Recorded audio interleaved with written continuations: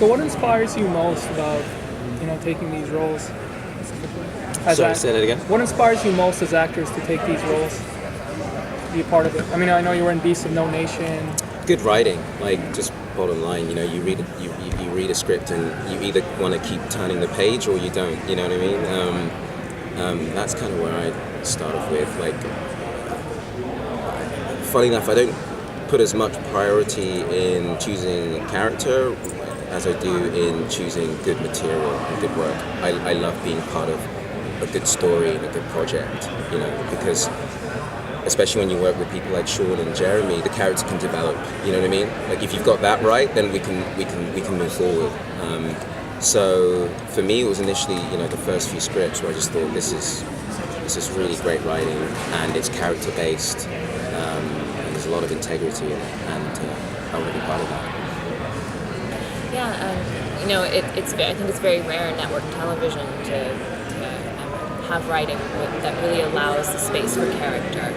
Because a lot of the time, it's a lot of exposition and driving the story forward in a way, and the character gets missed. So, Jeremy and Sean reached out to me to play this role of Mouse, who's a very strong and mysterious woman, a lone wolf, as it were, and she's been doing some of the same work. She's been doing some of the same work that Marcus and, I use their real names, Ben and Alfonso have been doing, but just in her own way. So that really appealed to me. Did you guys have any reservations about joining a series that was based on such an iconic film? Oh, good question. I try not to think about it, to be honest. It's like, pressure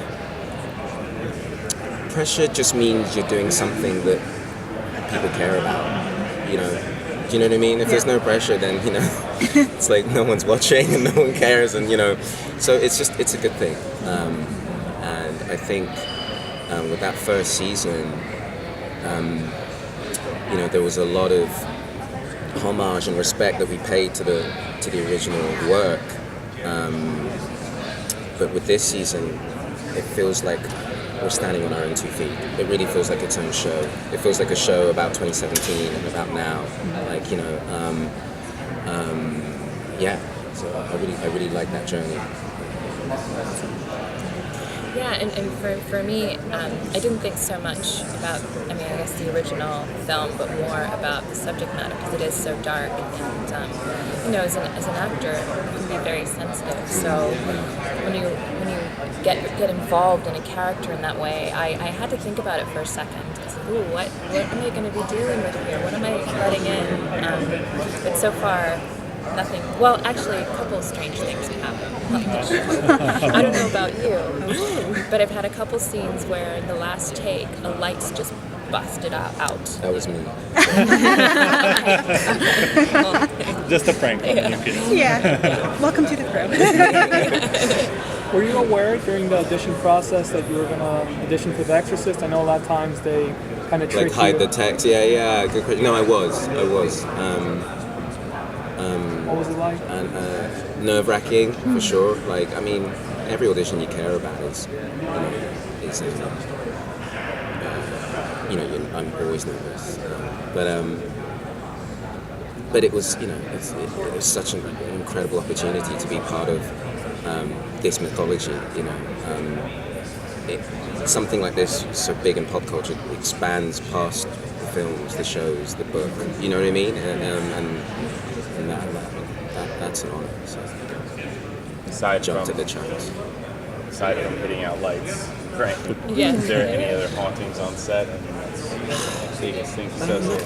It's a dangerous set often. There's so many. What's the right word? Pyrotechnics and props and things, and people have been hit on the head. But a TV fell on DOP last year. Yeah, those guys are often getting in really awkward positions, and in tight spaces, and we're shooting a lot of location stuff rather than studio stuff, and so yeah, there's been accidents for sure, and some cool stunts, but no hauntings. No, not yet. No, and I guess there is this like mental institution in Canada where we're shooting, and I hear the people who work there have a lot of stuff happen on their sets. Yeah, right.